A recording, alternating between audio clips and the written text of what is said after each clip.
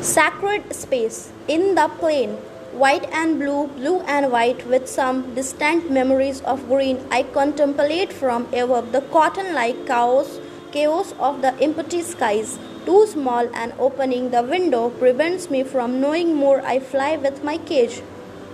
Najib Manalai, poet from Afghanistan. Remove the outer clay, assess the gold within. Margarita Theophil.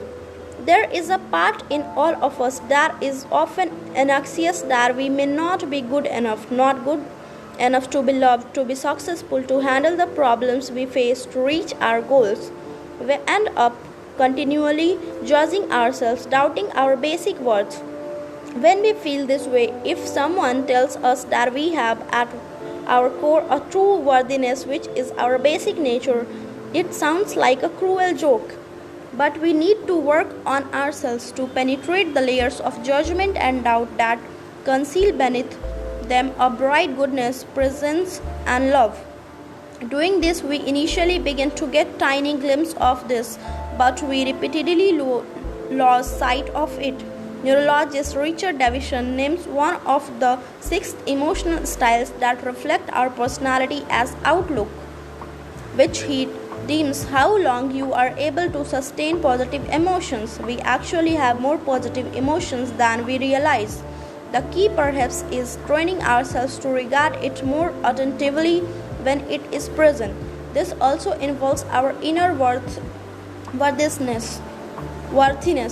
A real life story is worth looking at in the light of this hidden goodness. For centuries, an enormous clay statue of the Buddha sat in a temple in Bangkok, Thailand. Its origins were unknown. Over the years, the monks would tend the statue, fixing cracks that kept appearing in the clay. It was later moved to the Wat Trimit since the old temple housing it was in disrepair. Then, as recently as 1995, it fell and cracked while being relocated, revealing something shining within. When the Sutiko were removed from the statue, the now famous Golden Buddha, approximately 7 centuries old, was revealed. It is believed that the heavy, pure gold statue had been covered with plaster and clay 600 years earlier to protect it from invading Burmese armies, but later successive generations of monks had neglected or forgotten to pass on the story.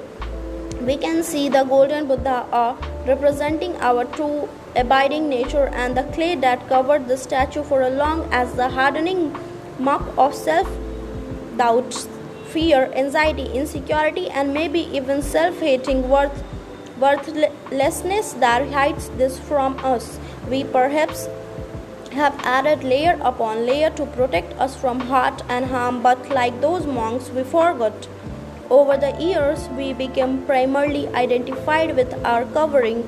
We have forgotten to trust that core of goodness that conceal. Some parents and teachers, well-meaning but misguidedly thinking they are motivating young people, suggesting they are good but not good enough, talented but not talented enough, successful but not successful enough. We internalize these messages, and soon it is our own voice, not theirs, saying these things over and over again. Then this never enough becomes a chronic habit of mind. We constantly seek approval and validation. We are easily slighted. No wonder we feel anxiety and stress. If we are not good enough, what will happen when people find out? When you connect with the gold, the worthiness of yourself, you see more goodness flowing your way.